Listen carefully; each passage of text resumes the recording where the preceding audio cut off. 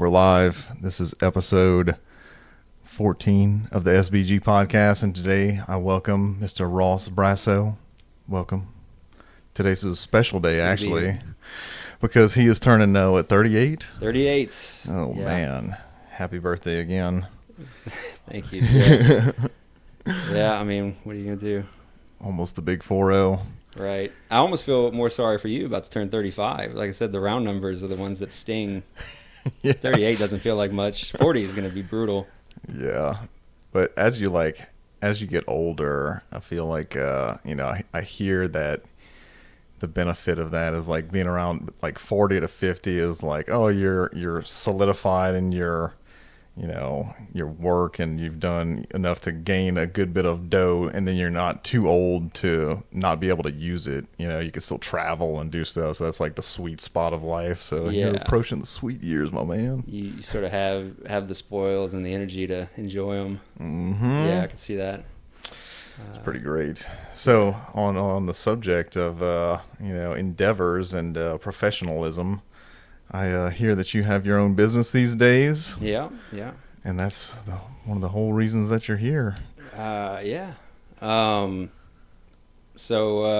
called what's called RB Integration Tools is really. But honestly, I thought up the name decades ago. When I was building little libraries, coding libraries and stuff, and RBIT was what I was calling them, and I always thought like it was like Ross Brasseaux Tools or something like that. And I was like, one day if I make a business, I don't even care what the words stood for. I just like RBIT sounds so cool. Yeah. So we're just catchy. That's pretty great. Yeah, it is catchy.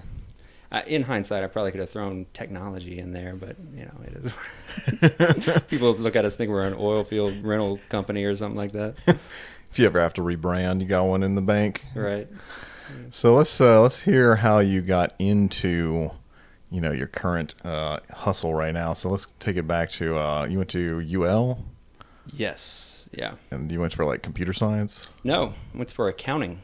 Really? Yeah. That's interesting. I graduated in accounting, and which was tough in itself, and I really respect accounting and the College of Business. It's one of those curriculums that I feel is very, very, very valuable, and I attribute a lot of my success today to that, and even my success as a developer, without the business, just knowing what customers want. What's value, and I mean accounting. One way to look at it anyway is it's just like 700 years of study on how to value things. Everything, even decisions. But it was probably I was like 2 years into the accounting degree when I was in the accounting society. And society, it's like a club that they have. Yeah, it's a club. They got two. One's like for the people that got good grades, and one's the accounting society, which I didn't have. I had actually good grades in the accounting curriculum, but that's the second time I went to college. The first time I dropped out without actually dropping my courses. So I had like 5 Fs. So my GPA was too low. So I was in the accounting society. They wouldn't let me anywhere near the other one. I did the same thing, man. Yeah. I didn't drop out completely, but I had some classes that I dropped out, and some that I failed. I think my lowest GPA was like a 1 or something like that, and I had to do general studies for like a year or so just to be able to get back into something. Right.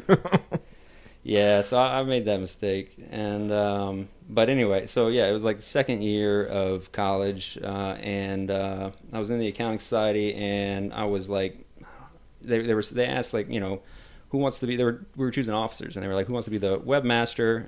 Who can? And nobody raised their hand, and they're like, who can make a website? And at the time, I thought like everybody was tech savvy, everybody knows, and so I was like, kind of rose my hand a little bit, and I was like, everybody can make a website. And I realized nobody else was raising their hand. Oh, shit. And I was like, oh, okay. And I think that was the first time it really occurred to me that I might be better at this than some people.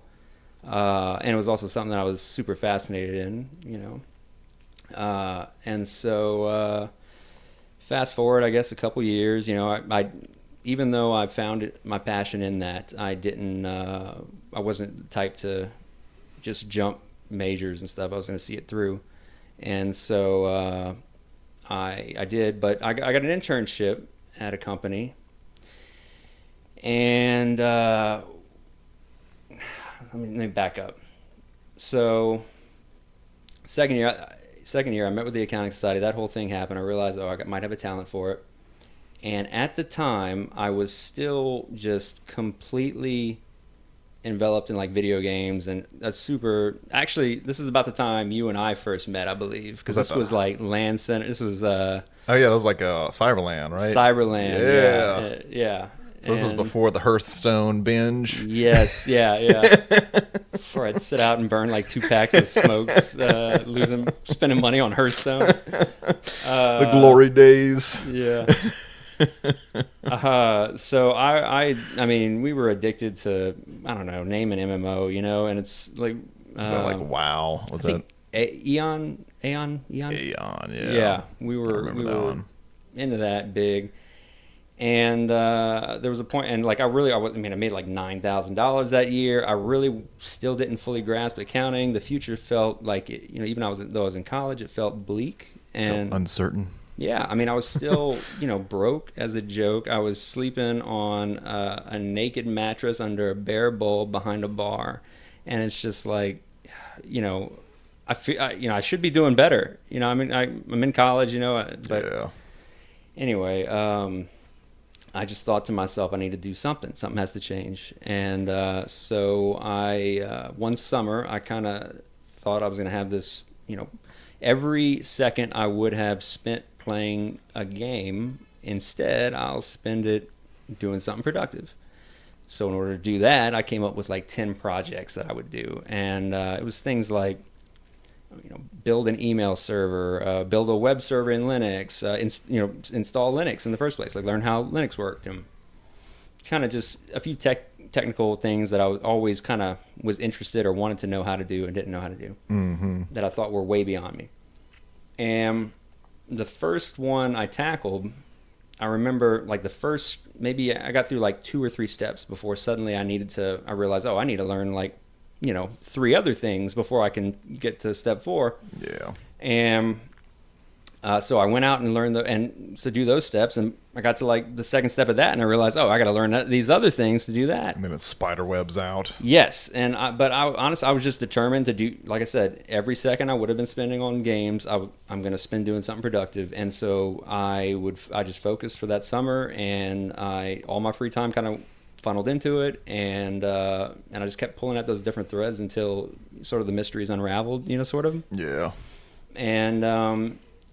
And my goal, really, I think at the end of it all was to be able to say, because I knew I didn't have a degree in computer science or degree in, IT or, any kind of certifications. And my goal was really just to be able to say, if a boss asked me, can you do this? I could say, yeah, I've done it before.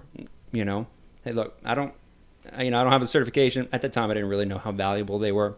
Now I know they're, not every engineer's got a certification, and not everybody with a certification is an engineer. So. Mm-hmm.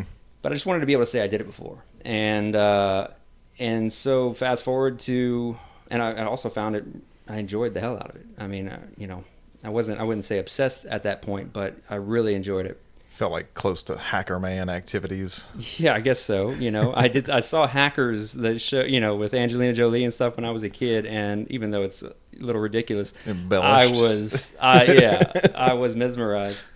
But, yeah, so I don't know what the root cause of my obsession really is, but so there I was. Where were we? So I had the whole summer of productivity, and I got it. Fast forward in a year, I got an internship.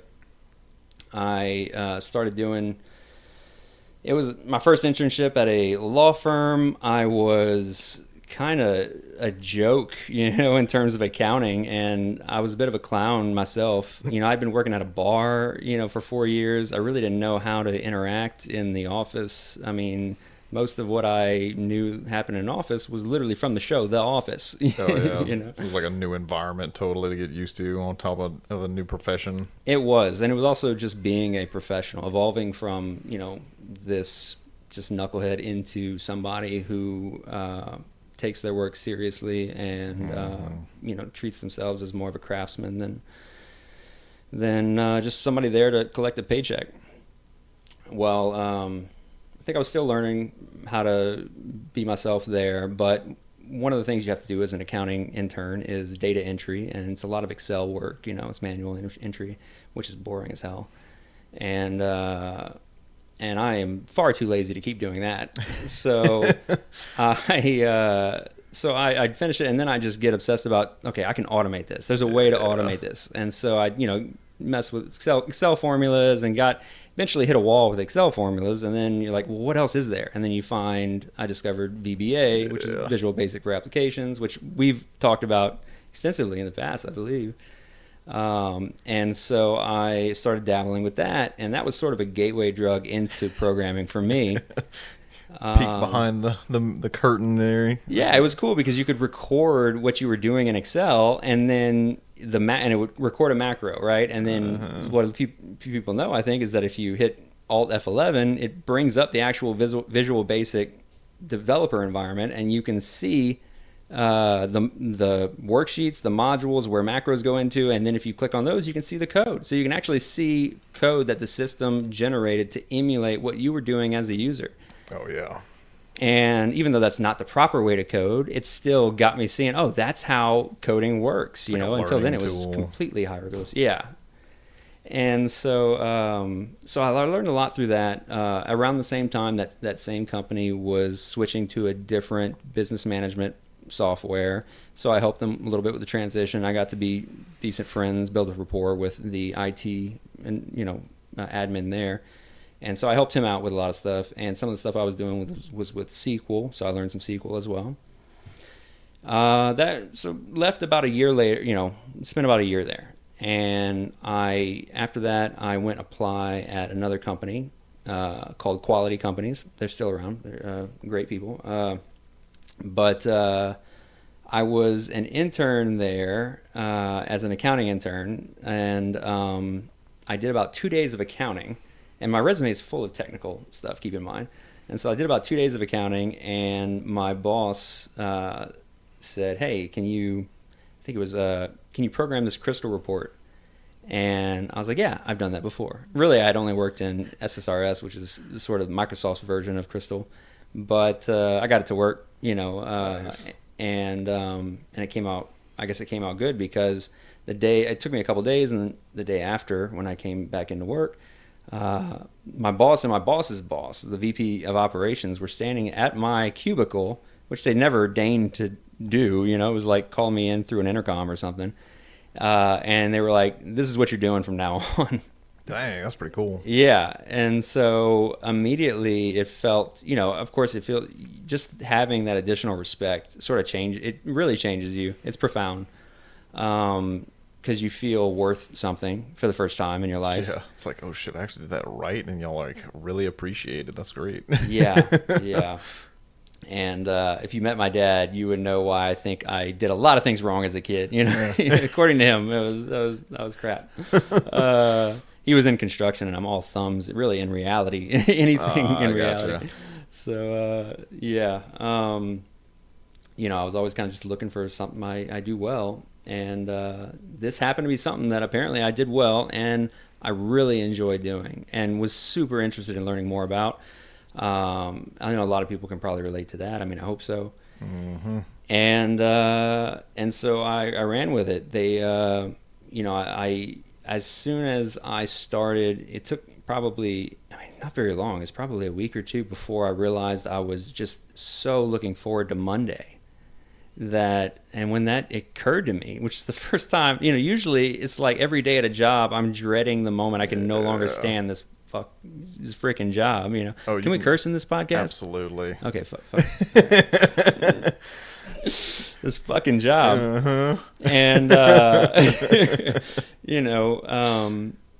and this was something that was like, I don't want to do anything else. Like, I'm pissed that I have to go home. And once that happened, I truly became obsessed with it. And it was that obsession that I think really teed me up for everything else that happened in my life. I mean, nice. Yeah. I literally would, at the time I was still in school, right? So, I would go, let's see, what did I I had class from like 8 in the morning until like 11 or something at that point, right? Because I'm in my last year. So I'd go to class, get out at 11. I'd go to work, I'd stay there till 5, and then I'd leave. And then by 6, like no later than 6, I was at the coffee shop every day. Like I wouldn't even go home, just go straight to the coffee shop. And I'd work there until after they close. I'd go outside and on the patio, work on the patio. Yeah. And, in the winter months, it was like I'd go on the patio until my fingers were too cold to type. Nice. And I did that, I did that 5 days a week. And then on Saturday, I'd be at the coffee shop before 10.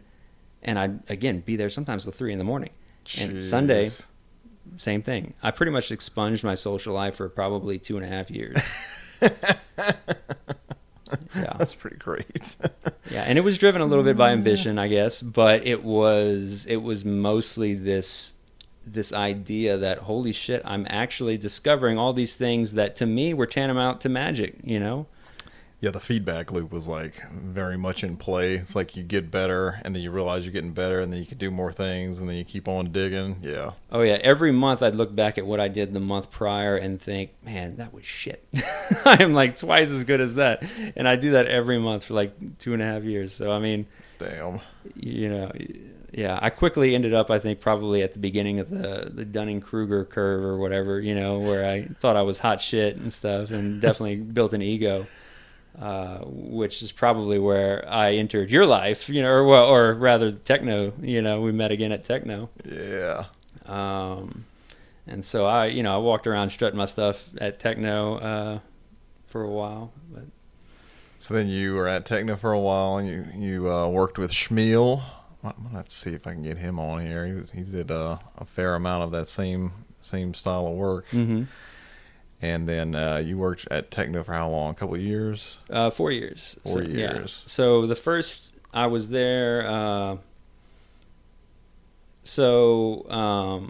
was there for probably, I don't know, a few weeks. Maybe a few months. I can't quite recall. It was probably like my second or third month, after I kind of got over the anxiety of having left this job that I knew I was good at because by then I had the old owner's office at Quality. Yeah, I mean, they really valued me there, but I wanted to be a revenue generator and not an expense to the company. I knew I would never have leverage in any sort of negotiations to get paid what I knew or at least I felt like I was worth. So you weren't like producing anything there. You were just bookkeeping type, and I wasn't doing any accounting. I wrote them about 35 different Excel add-ins. I had automated man months of hours out of every month. It was ridiculous how much I had automated, and I had an assistant to handle all the few manual things that were left. And the rest of the day, I was just learning more advanced programming, like object-oriented programming, memory management, multi-threading, that sort of thing. Yeah. .NET. So it was definitely like super valuable. It just wasn't like generating revenue, right? Right. No, the job itself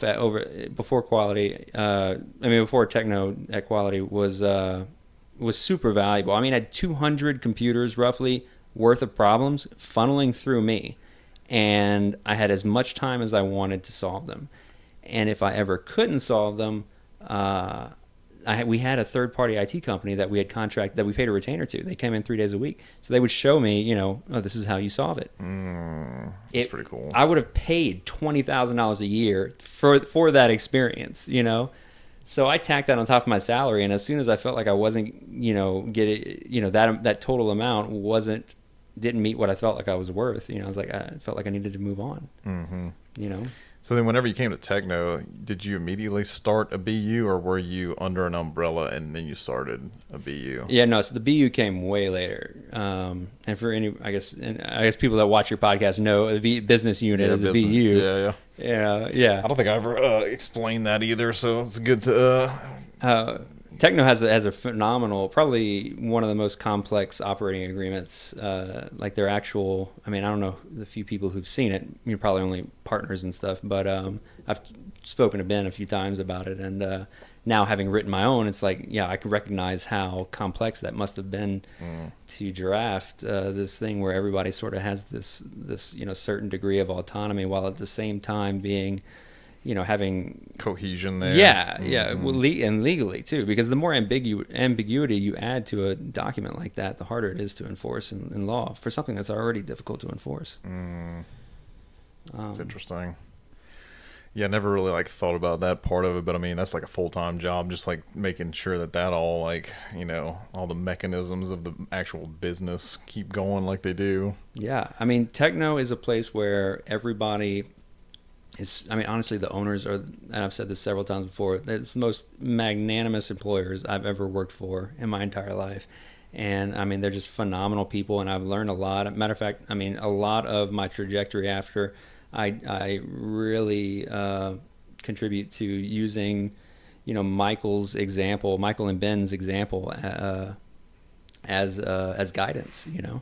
That's awesome. Yeah. But yeah, so techno is a place where everybody really gets along, and it'd be lovely to take everybody at their word. But whenever it's a company of that size, you can't. There has to be something legally enforceable that you can, and to make something legally enforceable that also mirrors your intentions when it's. There's not a lot of. I don't think there's a lot of business owners that have those intentions. Those sort of benevolent intentions, and so the lawyers are probably like, well, there's no precedent, so who knows? That's but great. yeah, I don't know. Where were we? I was talking about something. So then we could jump right into when you created the business unit with Schmiel. Well, I really feel like so before the business unit, so because the business unit was like the last phase of my employment there. And I mean, it was about a year, but my real claim to fame there was the Billy's app. Oh, really? Yeah. Like, so, and I don't know how much we should really mention other businesses' names and stuff, but I don't know if it matters or not. I mean, if anything, it's free advertising for Billy's. I suppose, yeah. I love their boudin. It's some good stuff. Yeah, Billy's boudin, everybody. If you want to give me Mouton in Scott, if you want to send me any free merch to rep, if you end up watching this, pepper jack boudin balls. Yeah, there you go. Oh yeah, he's got the best. So no, this is what I was starting to say earlier before I backpedaled a bit, but no, I was like 3 months in, probably maybe two or 3 months into techno, and we had a meeting with Billy, and they needed to rewrite this. It was a inventory tracking application that was previously built in. Slipping my mind. It's the alcohol. Yep, probably. It creates too much lube on the brain sometimes. You want to say PowerPoint. It's not PowerPoint. It's PowerShell. Access. Sorry. Okay. Written in Access.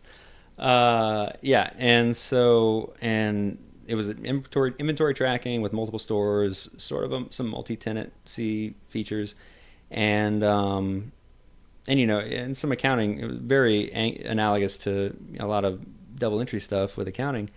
And I had this great idea for it, and so I was like, man, we met with them. They told us they kind of wanted to do that, and then privately back at Techno, I met with my manager and stuff at the time. Actually, so how did y'all approach Billy's, or did they approach y'all? Like, how did that interaction first start? So Techno already provided Billy's IT. Ah, okay. Yeah. So that was like an in for and, y'all. Yeah, and my I don't know if we mentioned this, but me coming on board Techno, I was in the IT department writing software for their IT department, for their IT customers, is essentially what they hired me to do. Gotcha. And so Billy needed some more advanced stuff. They brought me in and talked to him, and I had this idea, and I talked to my manager, in the business unit, and they basically told me, like, don't really worry about that. That's a whale. We're not going to get it, and it's not very ambitious, my man. well, I mean, I don't blame that person at all. Because I mean, it's like scope creep. I probably would have said the same thing. Like, you aim for stuff that you think is a, responsible and reasonable, trajectory that you can get. And but I knew, like, I mean, nobody else could have known at that point. That I was like, man, I can see that shit. I know I can do it. And so, like I said, I don't blame him, because there's no way he could have known. But without telling him, I scheduled a meeting with Billy, and I talked to them about this. And I was like, look, I I've written applications like this before, and I mean, if you'll trust me, if you'll put your faith in me, I know I can write this for you.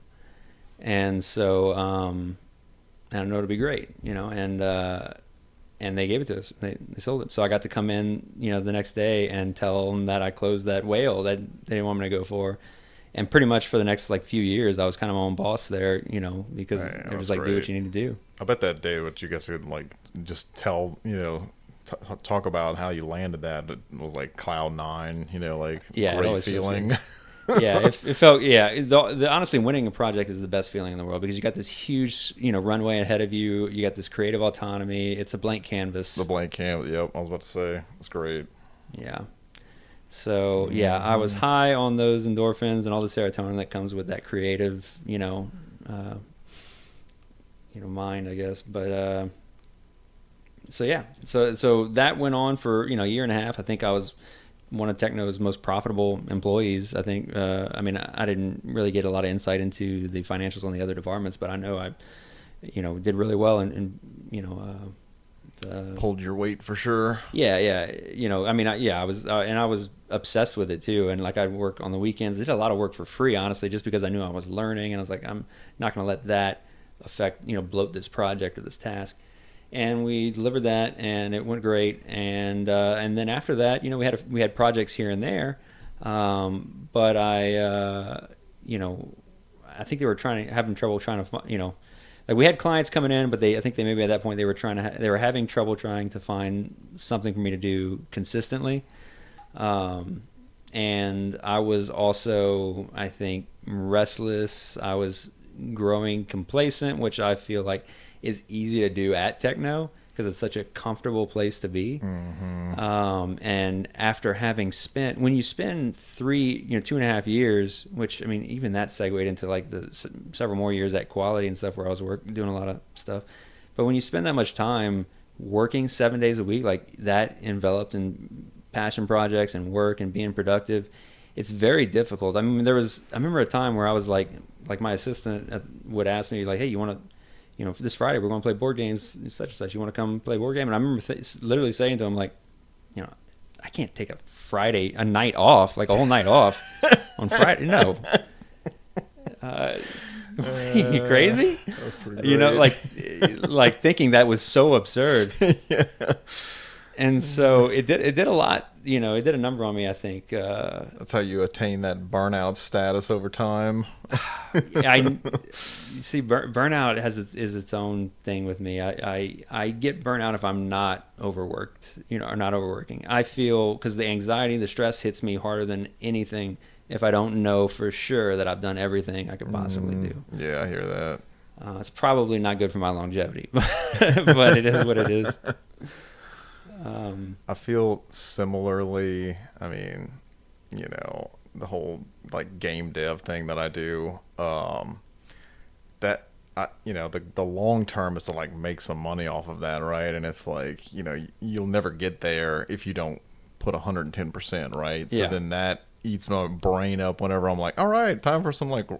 I'm gonna play a game, and I'm in the back of my mind, I'm oh man, I could be working on my own craft. Yeah, it's so hard to do any of that, man. I have to force myself to just play a damn game sometimes. Yeah, and I'm not a person that's good with balance. I can't have a family life that so my business partner he's actually the CFO of Manual Builders, but he started this company with me and handled all the financial stuff. And nice. He is a machine. That's a guy that wakes up at 4 a.m. He works out until 5. He does Bible study till 5:45, and then he's in the office before 6:15. That kind of thing. Jeez. And he's home before by 6 or by whatever every day. And I think actually I was talking to him recently. He started working out twice a day, so I think he's going to the gym between 5 and 6 too. And he excels with routine, and that has strapped a rocket to his back, and that's why he's so successful. He's 8 years younger than me. That's great. Dang. But I can't do that.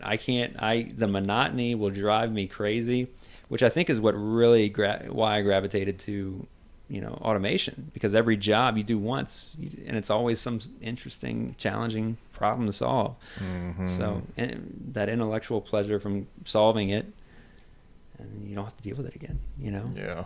or whatever. You could take what you've learned from the last thing. If you ever get approached with something similar, but it's got its own uniqueness, you can build off of what you already built. I like that. Yeah. Yeah. So then you went from getting into your own BU at Techno, and then you ended up leaving Techno and started your own business. How was that? Like the leap of faith, right? Yes, that was dramatic. We had our business unit.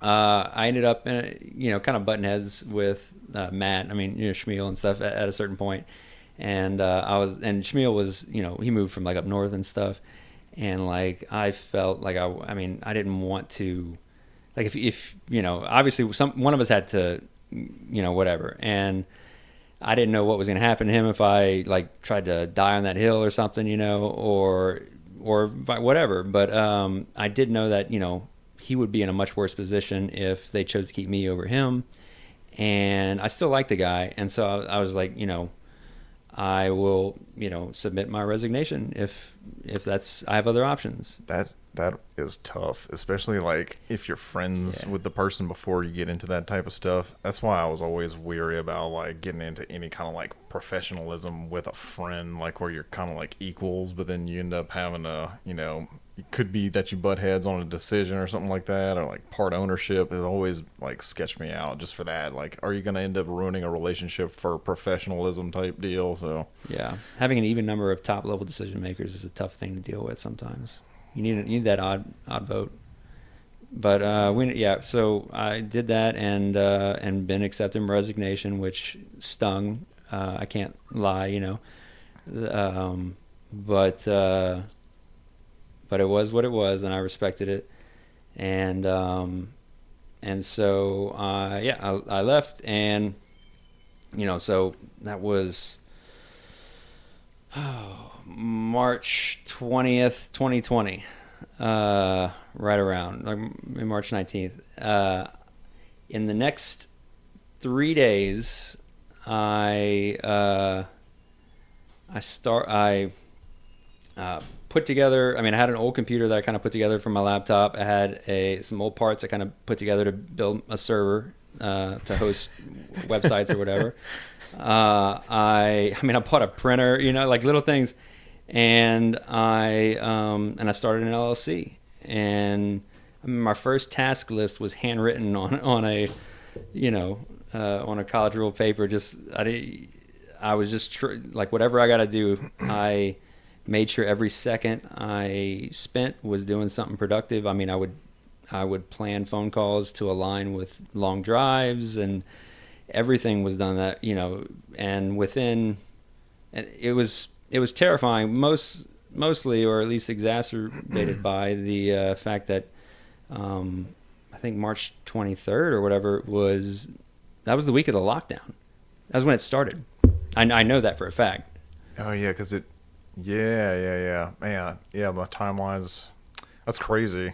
So I'm there thinking like I am just royally screwed. I've really fucked myself on this whole thing. Jumped into it, and then this random event happens. Yeah, it couldn't have been more scary, I think. But the fear is a great motivator. So, and I really busted my ass, and I knew. I don't know. I felt like I knew I had. Well, in my heart, I felt like I knew I had a good product that I could put out there and stuff like that. I still hadn't really been vindicated, by it, because part of me was thinking like, because I said I left because I was butting heads with Matt. Part of me was thinking like, I fucked up, I should have stayed with them. He knows better or whatever, and I'm going to screw this all up. And so a swirl of emotions. Yeah, there was a lot of emotions all there. And, but yeah, no, I really focused.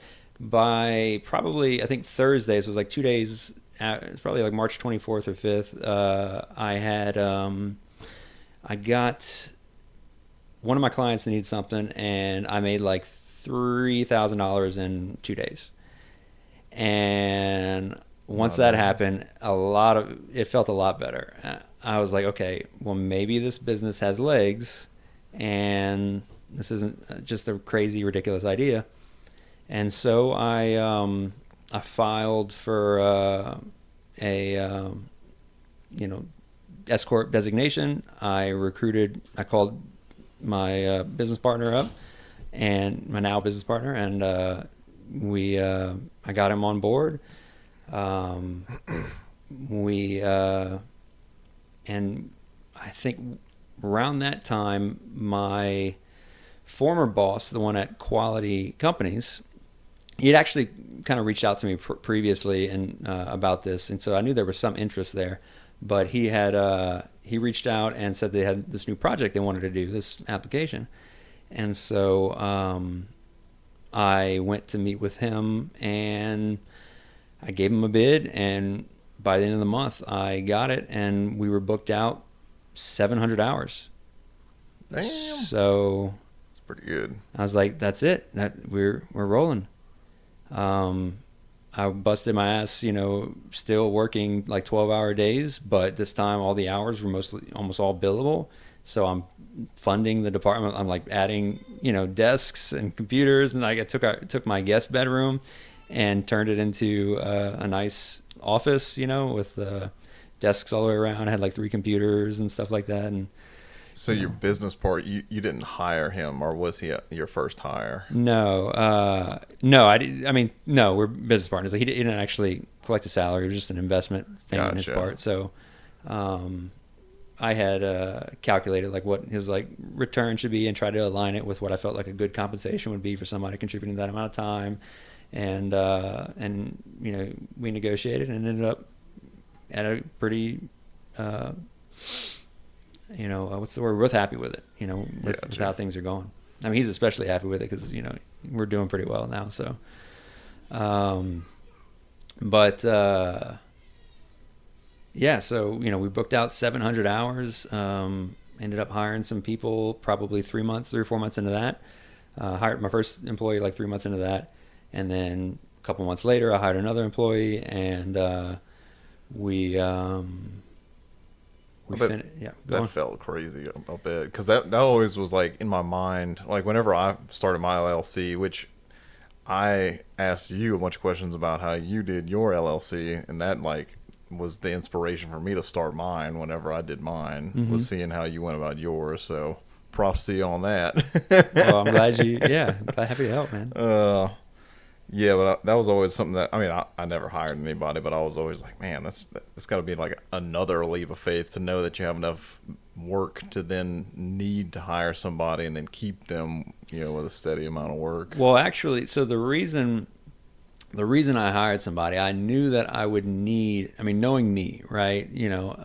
I knew that I would need more people to stabilize the output of the company. I knew that by myself, like I said, I'm not good with monotony. So I knew that I would need other people to help stabilize that, right? How do you stabilize something, that's volatile? You diversify, you hedge it in that form, in the aggregate. And so I knew that's the reason I brought people on. It's not because I'd make more money or, it does give you more opportunity to have more people, but it was because I knew I needed people to help me stay on track. Plus, it's COVID. Who wants to be locked down by yourself, For sure. So that was the real reason I actually started hiring people. Ben had said it before, that he's like, he said something about he made more whenever, you didn't have anybody or had, less people. Like more people doesn't automatically equal more profit. Right. Oftentimes it's the opposite. Mm-hmm. And, it's true. But since then, once I brought somebody on, I realized that without any proteges asking me questions all the time, because at every place I've been to, I've been like that technical powerhouse. So you have like a few people you're responsible for providing knowledge to, and I no longer had that, and so now I've got this one person that I'm training, and he's working in the same room with me 24/7, and so I was able to train them up, relatively quickly, much, and I, of course, at that point I was pretty good at training somebody, or at least, better than I was a few years earlier. And I think very quickly had them, yielding the same amount of work as like a 3 or 4 year senior, or junior, developer. Anyway, when you can train somebody more quickly, your profit margins tend to soar, and so that really helped too. And I'm just several times over thinking at that point, like, I'll just keep doing this as long as customers will have me. I love it. And so now, how long have you been having this business? All of it, what I just described, was in 2020. So it's been 4 years. That's awesome. Yeah. Hell yeah. Success story right there in my book. March 2023 is when I think the LLC was, I'm sorry, March 23rd, 2020 was when I think the LLC was filed. That's awesome. And the rest is history, and you're still going. It's great. Yeah, since then we've hired, we've got, like, our team has, my goal was, like, within 5 years to double the team and hit a 7-figure gross revenue, which we're going to be a few thousand shy of, and we doubled the team. And I mean, right now it's like the 4th year, so I mean, I guess we're still on track. But after our 3rd year or 2nd year, one of our customers, their IT guy, they had a security breach, and they were looking for new IT. And this was the same company, that was my former boss. And he's like, "Ross, you're the best IT guy I've ever had," and stuff. And he said, he's like, "Would you put in a bid and stuff?" And so I, like, within 2 weeks, I mean, I was like 24/7 trying to find somebody, and ended up finding someone, Garrett Richard. He was working at a law firm actually whenever we were acquainted, but yeah, he's a freaking, just a guru. He's a genius. And he's doing security? IT. Okay. He picked up their IT and just knocked it out of the park so many times. And then that same company has equity owners that are shared with other companies, and so they kind of heard about us, and so we spread through that way. We've done very little marketing, honestly. I was about to say, yeah. Yeah, we've done very little marketing, and part of that has to do with me. I don't like a lot of scrutiny when I'm just getting started. I feel like, I'm probably making mistakes, and I feel weird people looking at me, when I'm trying to learn. Mm-hmm. But after this latest project that we're about to deliver, I feel like we've really delivered. I mean, every single one of our projects has been successful. And of course, in software and stuff, it's hard to say, like, well, what do you mean? Everybody, you could easily say successful, and what we mean, we've actually quantified it, and what we mean is, every time we've delivered something. So at no point did we ever throw our hands up and say, "Sorry, we can't. We hit a wall. We can't figure it out. We're still gonna pocket that cash, but can't deliver time a damn thing." No.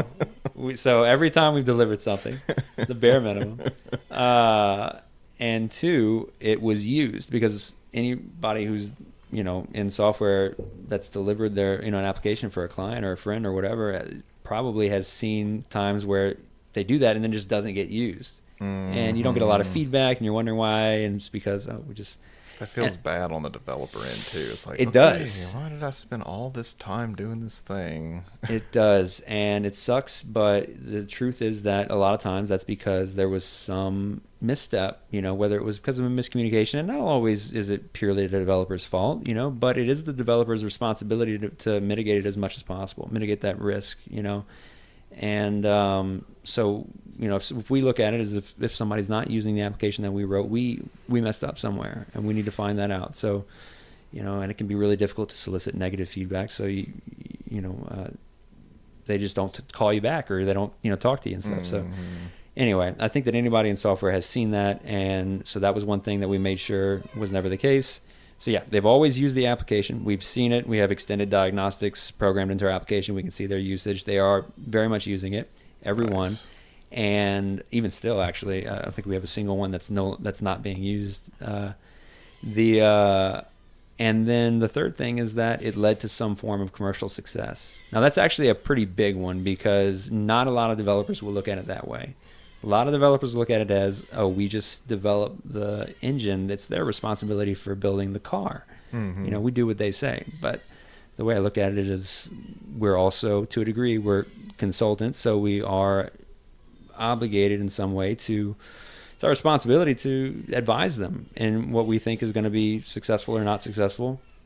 And also, if you're looking, in an industry where it's just so arcane, esoteric, just shit that nobody knows about. Like, nobody knows how that stuff works, and very few people. The layman person doesn't really understand that. And so it's very easy to lose trust. You're kind of like that highway side mechanic or whatever, Yeah, it's like, oh, I came in here to get a tire fixed, and now my alternator's busted, and I need a new transmission. Is this what you're telling me here? Yes. Software is one of the riskiest endeavors, one of the riskiest financial investments that anybody can make in general. I did a root source analysis on it a while back, so I know that it's a true fact. I can't remember, though, where I got it from. But the stat was, 40% of projects under $250,000 fail outright, 100%. And I'm talking we throw our hands up. On the developer side, it'll fail? In general, 40% of software projects under $250,000 fail completely. In other words, They don't deliver what the customer intended whatsoever. Don't deliver anything usable. That's crazy. This must be a good drink because I keep spilling it. I think a little bit of that honey got on the side of the glass. That might be a little bit of what's happening right there. These are some not quite old fashions. There's bitters, whiskey, and some of my own honey that I harvested recently from my beehives. I'll post a picture of that. But that's what we're sipping on right here. Nice. For those interested. It's got my endorsement. That's crazy, man. 40%, right? Yeah. Fail. So that gives you an idea of how crazy risky, that endeavor is, just industry wide. And so, and that third requirement that we have for success, that it's commercially successful, is something that I don't think I really could have done if I wasn't the owner of a company, because no owner of a company is going to trust, anybody below them to say, no, you can't take this project that will pay you money, But I have turned down several jobs. We've turned down a lot of work. I say a lot. Several jobs because they didn't meet our criteria or our threshold for success. A lot of times it's like a private. We've had a couple of, even when they have a decent investor, it's like anything that's privately funded is tough to, because if you're marketing to. If you're going to tell me, like, okay, not only do we have to knock the application out of the park and it's got to meet all that criteria, but then you have to take it to the public and sell it again, it's compounded risk. I can't, it's tough to do. Mm-hmm. So I would need a very compelling pitch to even take on a project like that. And I don't know, I kind of think about it a lot like how a surgeon won't take on a risky patient, to maintain their insurance and stuff like that. In a way, I won't take on any risky jobs because I won't jeopardize that pristine track record. And it's an empirically provable success rate that I feel like if I did market, if I did bring this to any kind of advertisements, say, look, I could give them that stat and say, look, 40% of projects under $250,000 fail. Ours is 0%. That was pretty good. Yeah. So, and I never want to lose that. And so, so that's the third requirement, and it's a big one. And I think it's gotten us a lot of more work than we've turned down. I think it's also saved some people from a lot of heartache, because I've seen privately invested, applications, flounder or go, fizzle out because they just weren't going to work from the first place, and the developer probably should have told them that. Yeah, man, that's interesting. We'll always recommend somebody if we do turn them down, and we recommend people that we trust to tell them the same if they don't think they can do it. But that is how we work. That's how we operate. So that's crazy. So it's mostly from word of mouth. That's how y'all's name travels. So far. Very cool. Well, but we're at the point now where I really feel like, we've I almost feel like we're been operating in stealth mode, and now we're, I want eyes on us. So yeah, we've been thinking about doing some marketing this year. We'll see how it goes. Well, you're doing some marketing right now, Right. so that's great. And if you do end up getting any customers that like are from seeing this, please do tell me, because that's like a big goal that I would like to see if like anybody gets more recognitions from being seen on here. Is that'd be like a cool milestone just to be able to hear that, I contributed to the success of others. No, absolutely. I'd love to. Yeah, no. We'll toast to it for sure. Yeah, for sure. Hopefully. That's Yeah. great. So, on the we've covered the professional side of you.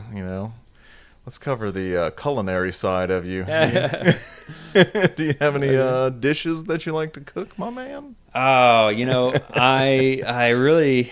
So I used to consider myself a good cook until my girlfriend, Alyssa. She, I had her cooking, and then I realized I was garbage, and I've never really cooked things since. I can cook chicken and steak pretty decently. Nice. I could do a good reverse seared steak. I know how to cook chicken really well, so that's the juiciest. You use But that's a about sous vide to attain this? No, I reverse sear? used to. We did joke about this recently. The sous vide. Oh yeah, We're the gonna have to come back temperature to that. thing. Yeah. Yeah. So it was in a previous podcast you had mentioned that you had you made this foolish error where you looked at the temperature on the sous vide and you're like, I can withstand that. And stuck. Yeah, I saw that and I was like, I gotta text him, because I did the exact same thing. I remember I'm sitting there and I'm looking at it. And it's like, my chicken's right there. I don't feel like going just like to the end of the kitchen to get tongs, and it's right there. It's like 130 degrees. That's like a jacuzzi, right? Yeah, it's like something That's a about fucking reading the jacuzzi. number. Just Sat in 130 degrees. I don't know what it does to the human brain Nope. to read the number. That Yeah. just negates it. Oh, yeah. It was, I stuck my hand in there and it came out all red. It was not great. So I can definitely relate to how dumb you feel after you do something like that. Forgot to drink my potion of fire resistance. Unfortunate. But no, I haven't really been cooking a lot. She cooks amazing stuff like all the time. She did some hibachi chicken and rice and like a whole dish night before last. Fantastic. Nice. So Do you ever make any kind of like sauces to elevate your dish, chef? me or she? You. No, not Like me. steak type? Because I've done, like, whenever I do my steaks, I'll do, and I've probably talked about this a couple times, but the goal of me cooking anything like different, or like steaks, or it's like, because I like to go to a restaurant and it's gonna be like $20 or $30 for a good steak, but then if you could just get like a $6 a pound cut of meat, sirloin, and make it pretty decent, then you Yeah. save some dough, right? Yes. And one way to even like get that even higher up on the Michelin star rating, is to make some sort of like sauce to accompany that. And I'll do like real butter, melt that down with some rosemary, and I'll like oven roast some garlic and the cloves, and then smush it out and mash it up and like pour that over the steak. And that shit is. She'll do really stuff like good. that. She'll like make the marinade or something for him. I haven't really marinated the steaks. I just kind of put some Worcestershire, some Tony's, and or whatever seasoning you want, just some salt and pepper. And Yeah. and if I'm doing the reverse sear, it depends on the size of the steak. But if I'm doing like a cap steak that's real thick, I feel like the only way you can really get it the temperature you want is doing the reverse sear. Which, if anybody's watching, you're going to put that in the steak in the oven. Sorry, you put that steak in the oven for it's 195 degrees for about 20 to 35 minutes. You want to use a meat thermometer. Don't even try this if you don't have one. And get the internal temperature of the steak to around 95. Once it's at 95, that's for rare, or medium rare, by the way. Once it's at about 95 to 100, you're going to take that out.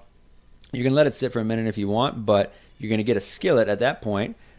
Fill it with probably a 1/4 inch of oil. Make sure there's some butter or some canola oil, some avocado oil, anything with a high temperature. and you're going to get that really fucking hot. And then you're going to throw that steak in there and cook it for about 45 seconds, 45 to 90 seconds maybe on either side. Maybe get the edges too. Use some tongs for that. And when you're done, you're going to have a perfectly marbled steak that's got the internal temp you want. It's going to be that warm pink center. Hell yeah! It's fantastic. Smoke your house out. Have a little exhaust fan for that. Yes, it will do that. So hopefully your fan on your microwave goes out the top of your roof because it'll set off some smoke alarms. After I cook steaks, like similar to what you're talking about, I'll have so much damn smoke in the air that my glasses, I'll have like it'll look like the smoke is still lingering, but it's because I have all those like little specks of grease all over my damn glasses. I'm like, man, is this still foggy in here? No, it's just my damn glasses. Yeah, it's kind of etched into the glass by now. That's great. Yeah, we've been cooking a bunch of random stuff. I've pretty much cooked or talked about all my recent dishes and everything. My debacle with the curry that I've done, but I recently, curry. I didn't see that one. It's that was on a podcast you did? Yeah. If you're like trying to do exotic stuff, man, because Indian food, it's you go to like masala, and then it's gonna be like $25-$30 for a dish of something. But you'd be surprised at how similar that style of cooking is to just making like a Cajun rice and gravy. It's just a long cook, and then you get the meat real tender, but then it's a lot of turmeric and coriander and all those different kinds of spices, but it's very similar. And in one of my episodes I had talked about how I had accidentally they called for like cream of coconut, and I was like in the store, I never seen cream of coconut before, and I was like, oh, I'm gonna I got the can, put the whole damn can in a pot that was like this big. I didn't read like the serving size in the can. There was like 10 servings. Oh, it was like thick. It was like icing, and so it was like I think like 20 grams of sugar per serving. So I put like 100-something grams of sugar into this savory dish, and it was like almost unsalvageable. I mean, it was like candy. Sounds unsalvageable. Yeah, it was pretty rough. You tried it. It sounds like, but recently I redid it without that, and it turned out pretty good. Okay. Yeah. But yeah, the spices, I mean, you can get like the big old jar of like pre-mixed masala seasoning and just dump that shit in there, and it's very good. I mean, you can make it with like pork and chickpeas at your house. Yeah. Definitely not bad. But I don't have any like new recipes to report that I've cooked recently, I don't think. Dude, I mean, this is coming up with something. I mean, she finds them online, but like she comes up with something every. And I don't even. She has a craving for something, and then she'll set out to do it, and I can't stop her. But it's great. So that's awesome. I will say, like recently, I've done the root veggie thing again, which like it actually turned out pretty good. It was like a casserole where you do like a bunch of like butternut squash, sweet potatoes and carrots. And then you like roast that in the oven. Okay. Actually turns out pretty good. It's good like a side dish to like steak or something like that. Yeah. It's not bad. But that actually got me into my current gardening, because I was like, oh man, I'm buying all this stuff from the store, and I'm like, I got all these plants that I could pot plant out here, all these pods. So I was like, all right, let me see what I can do. And I've got a bunch of beets and carrots that I'm trying this go around. So hopefully the fall garden will be, bussing, as the millennials like to say, or Gen Xers or whatever the hell. I think we're in the millennial group. Yeah. Do you ever do any kind of gardening at your place? No. Again, Alyssa does. She's got some potted plants out in the back. She grow like peppers and stuff like that. Nice. Some microgreens. Hey, look at that. Oh, look at you. Yeah. So that's actually what I built. I don't know if the camera can see, but this stand right here and the trays right there. It's all built from microgreens? For microgreens. Yeah, it's built out of microgreens. From microgreens. Yeah. That's impressive. Yep. But yeah, I was like, I went down that rabbit hole. Have you like investigated the microgreen thing before? It's pretty. I mean, I respect it. I haven't looked into it. Yeah, it's interesting, man. It's like, you can grow a lot. I think it's the speed of like how fast you can grow a good amount of stuff, and it's it's that feedback loop, right? Like you're putting the effort, and it's like a small scale. You can see a lot of improvement in a small scale. It's like, oh my god, I can actually like watch this shit grow, and then like eat it very soon. You don't have to wait till the whole thing grows, and you get like a pepper after 90 days. You know. What I thought was impressive was the speed at which the caterpillars would eat a tower of this microgreens you've got. It's like one afternoon, and those things, and it's just they tear them apart. She grows them outside. Yeah, I mean, is that a mistake? Should we do them inside? I've only ever done them inside. A lot of it is to prevent that. Yeah. But yeah, I mean, it's all about how they got the setup and stuff. But yeah, pests is kind of rough. Chunky fuckers, man. Yeah, I can imagine. For me, it was like kind of cute, but man, they eat the whole thing and then just like waddle their fat asses off into the distance. That's why I got chickens. Okay. They peck all those. We get the big old caterpillars. They get on my tomato plants, and I go and like pop them off and feed them directly to my chickens. I'm like, yeah, that's what you get, you bastards. You get ripped apart like on Jurassic Park. 2 chickens like ripping one of them apart. So satisfying. Anyway, the sadistic part of my gardening. Yeah. I only grow them plants so I can attract the caterpillars and watch that shit. I mean, I take enjoyment. Yeah. No, but yeah, so other than the culinary expertise that you have, you're also a board game connoisseur. Is that? Oh, yeah. Yeah, no, so I do. I mean, I started getting into it more with techno and stuff when I was there because, several people there, big into board games and stuff. And we started, I was big into Dominion. I love Dominion. We'd play Catan and stuff like that. I think Dominion had the biggest replayability factor for me for a long time. Until I discovered Dice Throne, which is there's a Facebook group. You should check it out, Dice Throne. I think like the owner and stuff's pretty active on it or something. But, really? Yeah, there's a lot of close feedback, which I don't know. Maybe it's a small, like a lesser known thing, but they recently got like a big intellectual property agreement with not Microsoft. Marvel, yeah, the other M word. But so they that was a few years back. They had I discovered it probably 4 years ago, three years ago, with that particular product, which was like this 4-pack of the Marvel characters, and they're about to come out with a whole line of X-Men characters too.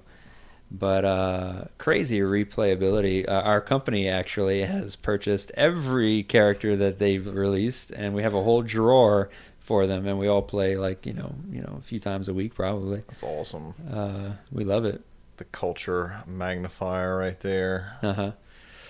That is something, man. It's like if you can like vibe with the people that you work with, especially over like board games stuff, it adds so much. You don't have to like.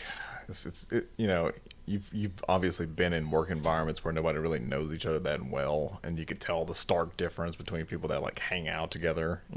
It's true, but I think that kind of culture is it's cultivated. I think by the owners and by management and people in the higher positions and stuff, positions of authority. But like techno, for instance, right? When I got working at techno, like I said earlier, I really feel like I wasn't.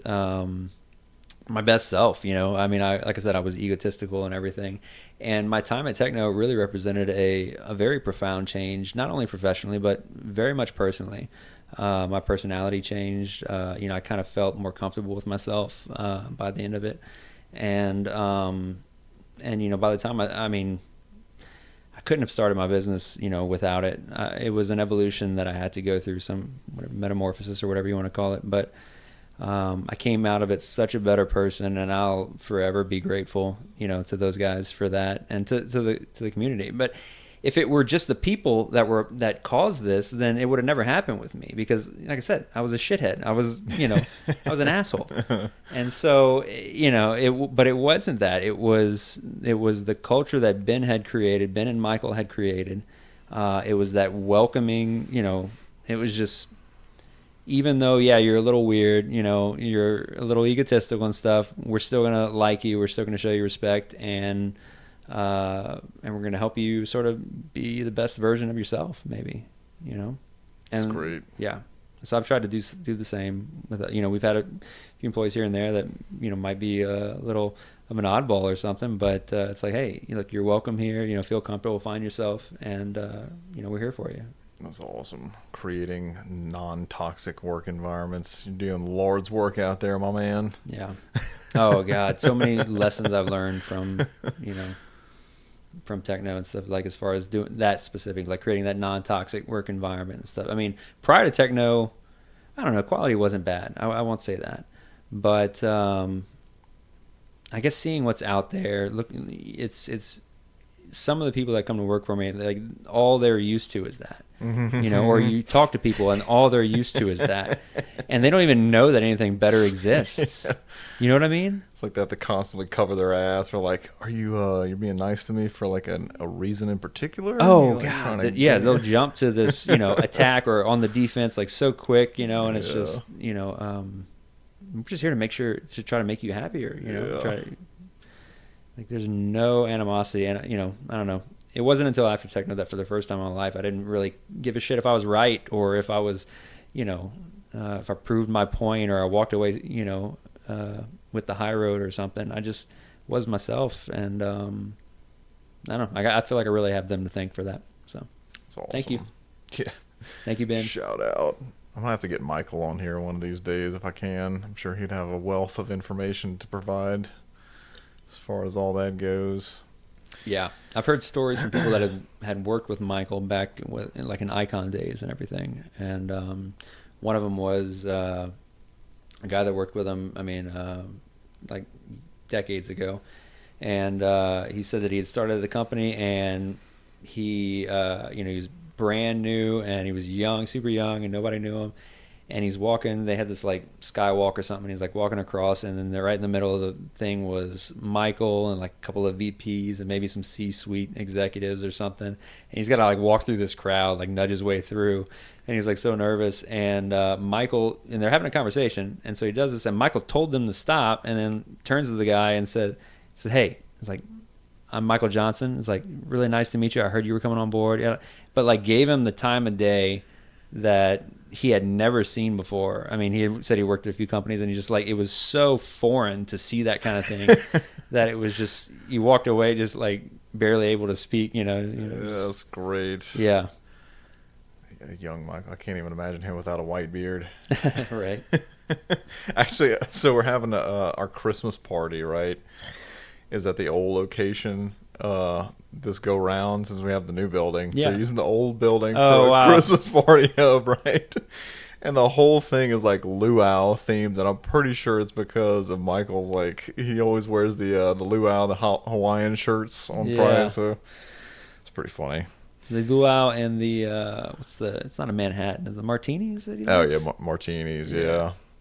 Man, I haven't had a good martini in a while. We had, on the culture subject, we do like, we've in the past, recently I haven't been able to do much like outings, for team building exercises. But back whenever I had less kids, I was able to do that. And we went to, what is that place in River Ranch? I can't remember the name of it right now, but they had a fantastic, like, they put blue cheese in the olives, and I got a gin martini whenever we were at one of these hangout sessions. No, it's I think it starts with an R.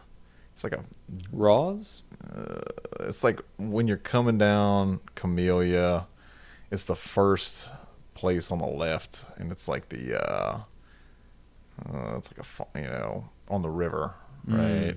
I can't remember the name. Rufino's. Okay. Is that it? Yeah, where the old, it was like a Cajun name for a pig. It's like a bistro place before that or something. Yeah. Okay. Yeah, I think I know what you're talking about. But yeah, that was great. Yeah, gin martini. I know people like the vodka martinis, but man, try it with gin. That's what it's made for. Okay. It's very good. It's got that little twang to it. Yeah. I don't even know how the hell you drink gin any other way. Like I hear people say like, oh, gin and tonic. Have you ever drank that shit? No.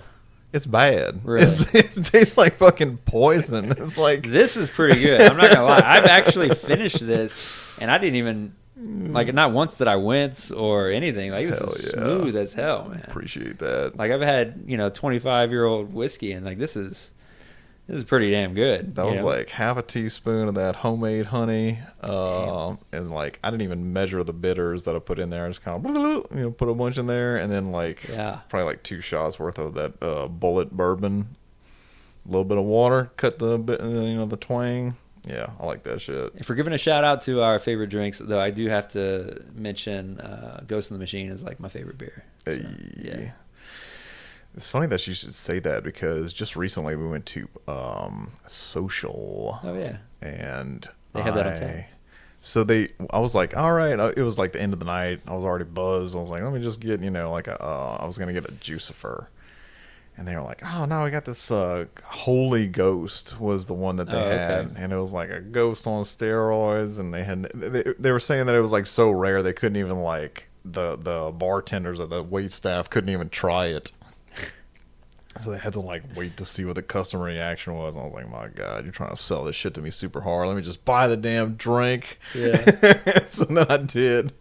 And it was pretty good. It was like, whatever flavor Ghost has, but doubled up. But I mean, would I pay like $12 for another glass of that again? Yeah. Probably not. Probably just drink the normal one. But, I get to say that I drank a Holy Ghost. Yeah.